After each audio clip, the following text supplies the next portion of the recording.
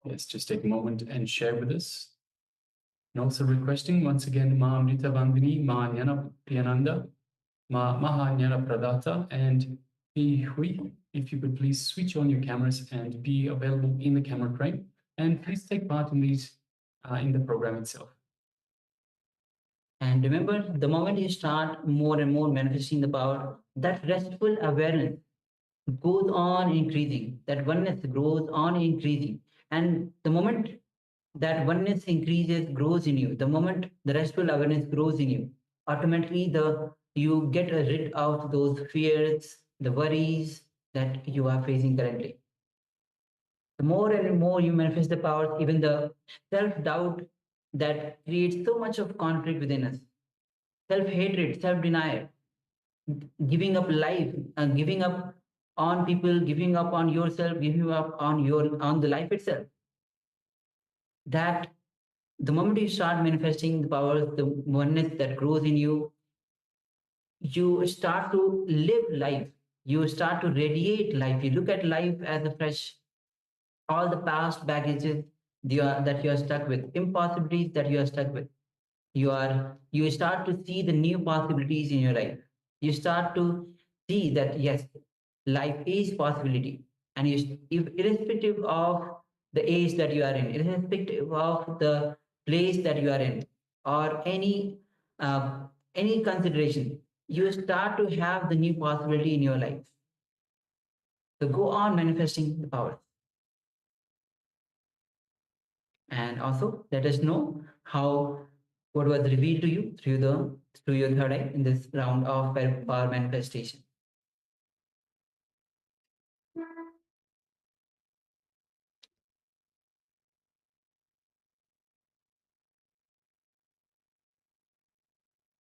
Yes, Claudia says, son, awesome. Thank you, Anne, for sharing. Thank you for sharing, Anne. So requesting all our other participants, Ma Lichika, Ma Shihui, Ma Maha Jnana Pradata, Ma Jnana Priyananda, Ma Amrita Bandhini. Please share with us what was revealed to you in your third eye.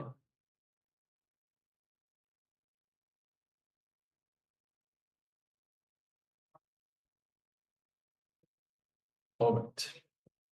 So let us now move to the verification stage.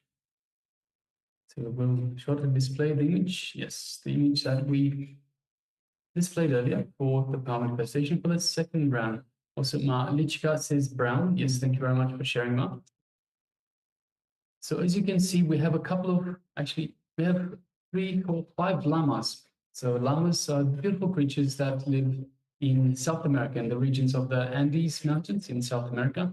Very furry creatures, and also very fleet-footed. They go up all the way to the top of the mountains, jumping around, and this is their natural habitat. So we have different shades. We have the well, we can see the cloud cover, heavy cloud cover, but we can see some rocks. We can see part of a mountain behind. In the background, we have some green grass in here, and perhaps some shrubs and even small trees in the background on the left-hand side. We have obviously the white and gray with black and brown of the fur of the llamas itself. So yes.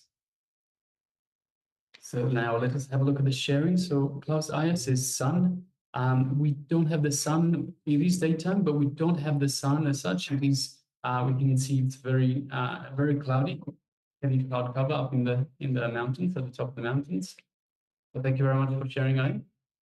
So Malishka shares brown. So we definitely have the brown color. If you just look at the llama's body itself, the color brown is quite visible. The fur of the body is in brown color, or even in just in front of the face, between the eyes, we have the brown color. Yes, thank you, Ma, for sharing and manifesting this power. And remember, the more and more you go on manifesting, as Ma Lichka has been sharing quite often. So take part in the power manifestation again and again. All right. So with this, we'll be entering into today's theme. And today's theme is going to be on experience the state beyond pure and unpure, the ultimate super conscious you. Yes. And the deity today is Gangadhara Murti. Swamiji will be gracing us today in as Gangadhara Murti.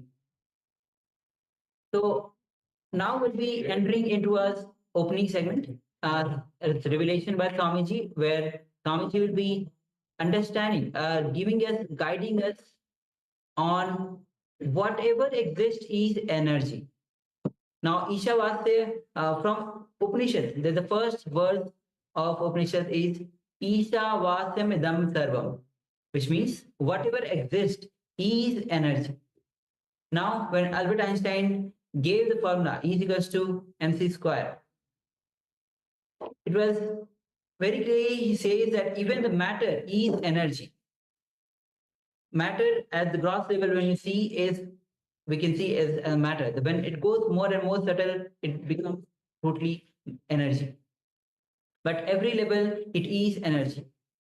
So in this revelation by Swamiji, we'll be entering into this revelation where whatever exists is energy. So please come to the space of listening and let's enter into this revelation by Swamiji. Welcome to a journey of discovery where ancient wisdom meets modern science. Today, we explore the profound impact of energy and consciousness on our lives. Through the insights of spiritual luminary, SPH Bhagavan Nithyananda Paramashivoham, and groundbreaking scientific research, we uncover the mysteries that shape our understanding of existence.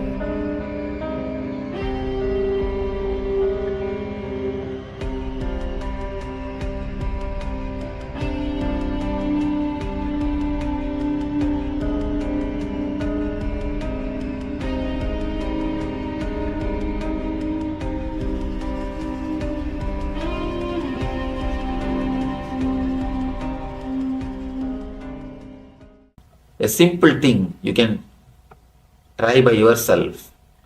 Hold a pendulum and put your left hand under the pendulum.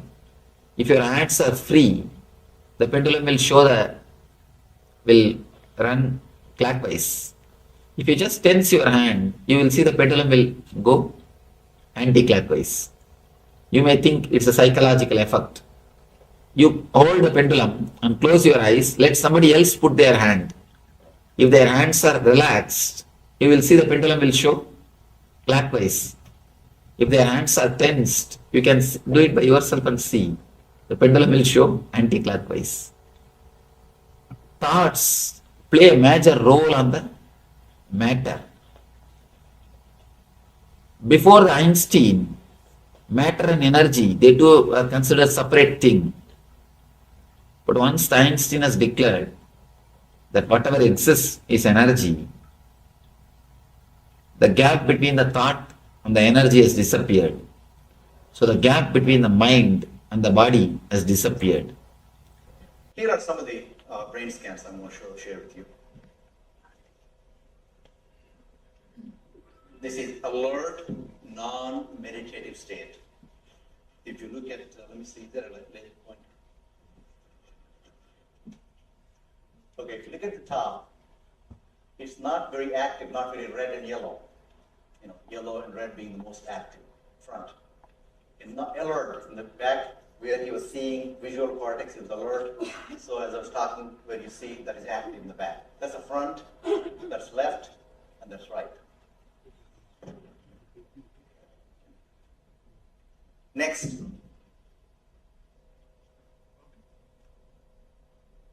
Okay, this is the first one, okay? The second one is 30 minutes into 30 minutes meditation. Look at the frontal lobes, how they light up. They light it up big time. It's almost like it's got extra, so much energy going in there.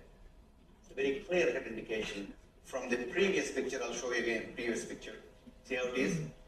And how the next one is. Okay. You see that? That's in the 30 minutes of deep meditation. Next, 60 minutes of deep meditation. See how one side quietens down and the other side remains very active. 60 minutes of deep meditation. There is something else happening right here in the middle, right in the middle, right here in the frontal area, in the middle. It's called mesial frontal area.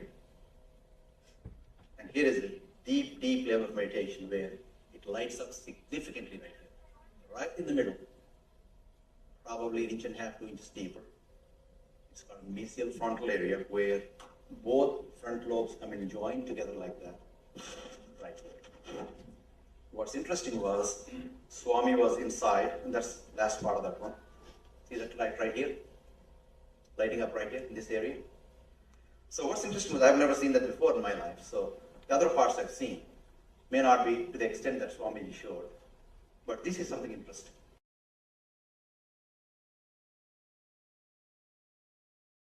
SPH Bhagavan Nithyananda Paramashivoham, a beacon of spiritual enlightenment, offers teachings that transcend time and culture.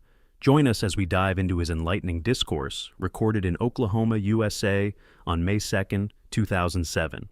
Here, he addresses the essence of living in the present moment and unlocking the vibrancy of the soul. Whatever exists is energy. But in our life, the more the time passes, the more the day passes, we only become less energetic. Here, one side, all the great mystics, they claim the more you get old, you are supposed to become more energetic. That is why in the East, we always worship the elderly people. We turn towards them for guidance, advice, and for everything. Youth is not worship. Only old, the elderly people are worshipped there. We turn towards to them. We turn and we look from them. We look to hear from them. When Rishi culture again and again says, whatever exists is energy, why are we not able to experience it? Where we are missing? There is a missing link. The missing link is you are caught with the past and the future, which is not existence, which is not reality, which is only imaginary level. Whether it is your past or the future, it's only imaginary level. What you perceive as the past or the future is not the reality. You are not perceiving the reality. Whatever you remember about as your past, whatever you remember as your past is only your remembrance. Please be very clear, it is not your past. It was not your past. We always remember, my childhood days are golden days.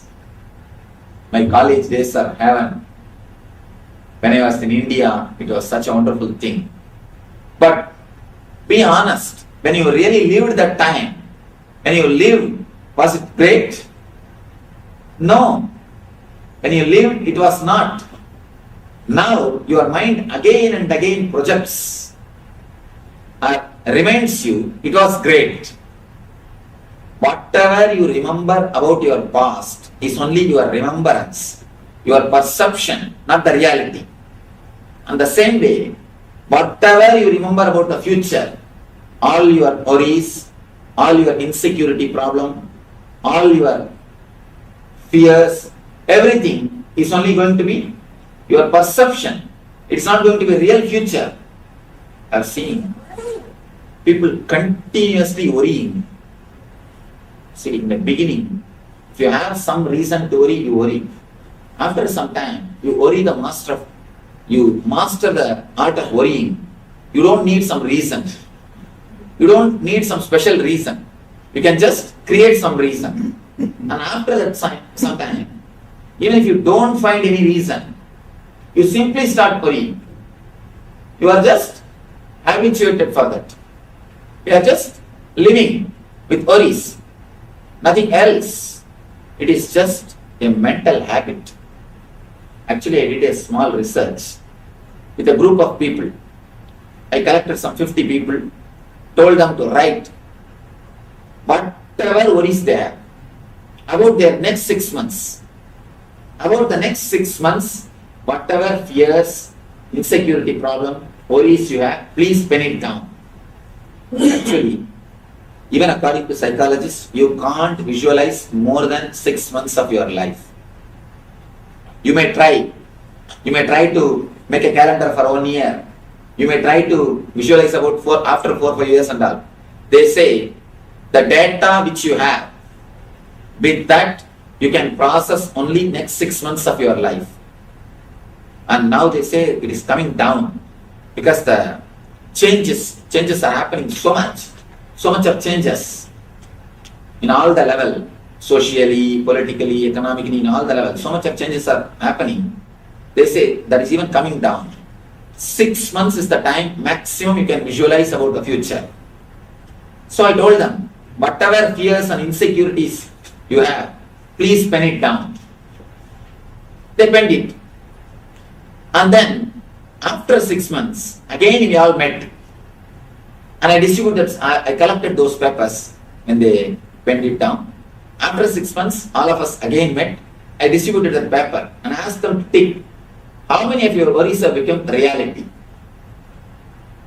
How many of your worries have become reality? You will be shocked to see the result. Hardly 3%.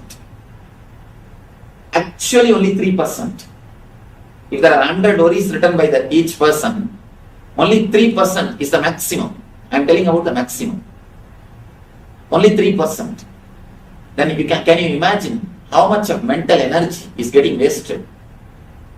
How much of your visualization capacity is getting wasted?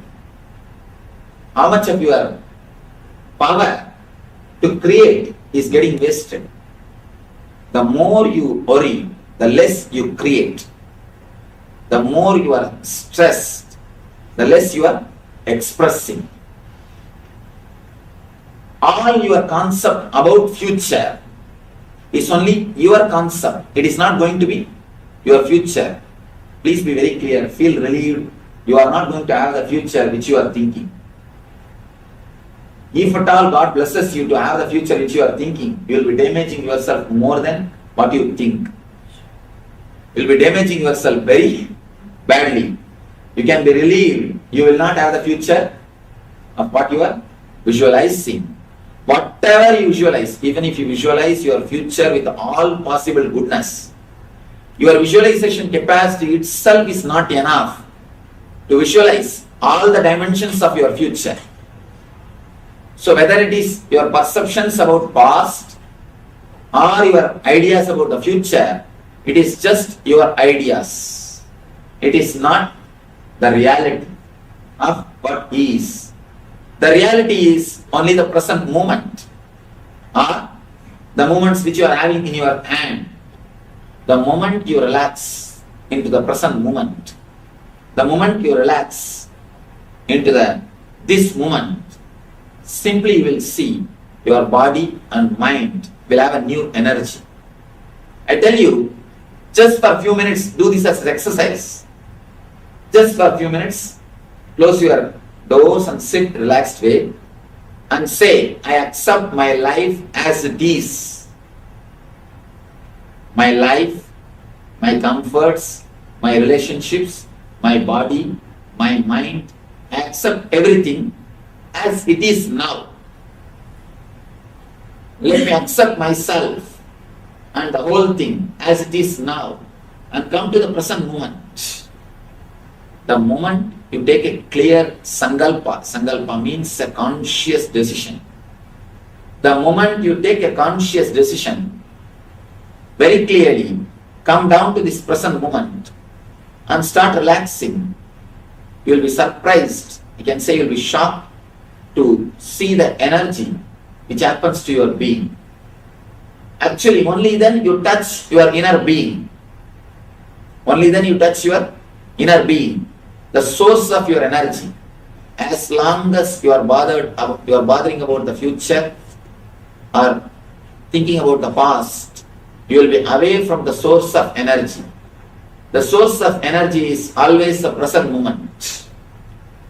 When you come to the present moment, only then you are rejuvenated, you are fresh, you are alive, you start living.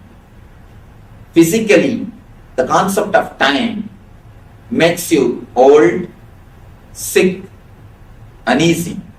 Mentally, the concept of time gives you stress, load, and boredom.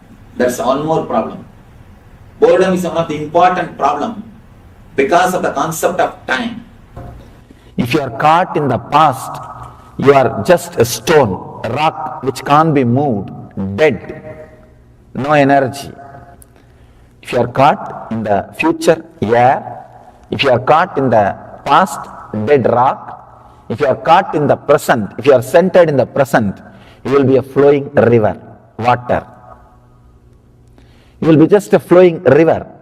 You will be just a flowing energy.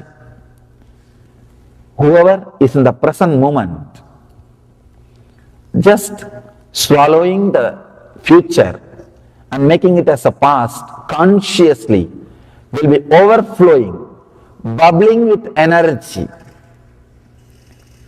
The Mahadeva, Shiva, who represents the rejuvenation process, are creating space for new things to happen.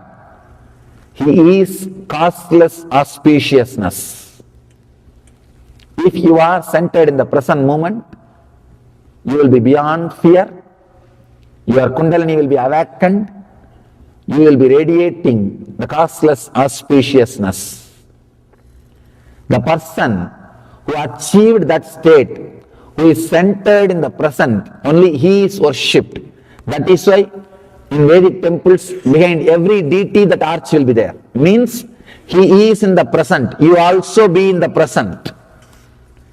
You also be like him. That is what is told. Symbolically, that is what is told to you. Be like him. Be in the causeless auspiciousness. Be a rejuvenator. In your mind you can see. You can decide whether you want to be a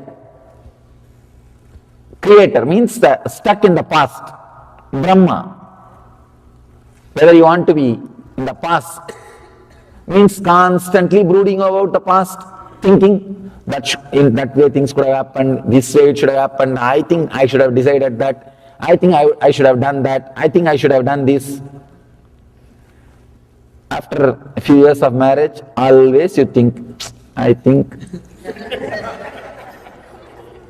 So getting married is like going to a restaurant and ordering what you want. After a few minutes, when you see what your friends are having, thinking that you should have ordered what they are having. It's the same thing. Always you feel, when you see what others are having, you feel, I should have ordered that. Constantly brooding about the past, or constantly thinking about the future. Both are not going to make you rich or energetic. If you just stay in the present, so much of energy, you can see very clearly how you are just swallowing the future and making it as a past. You are just there. Through you, the past moves and the future moves and becomes past. And you are there like a hollow bamboo, untouched by time. When you are in the present moment, letting future pass through you and becoming past, untouched by time, you are Kala Gala, Lord of death, beyond death. You can't die. You conquer death. Conquering death, a simple technique. Just be in the present, allow the time to flow through you. Allow the time to penetrate you. Allow the time to do its own activity through you. Do not bother. When the future comes inside you, don't be greedy, just don't catch it. Let it pass through you. Let it become past. Let it have its own course. Just be in the present. You will see you are living in eternity. What do I mean by the word eternity?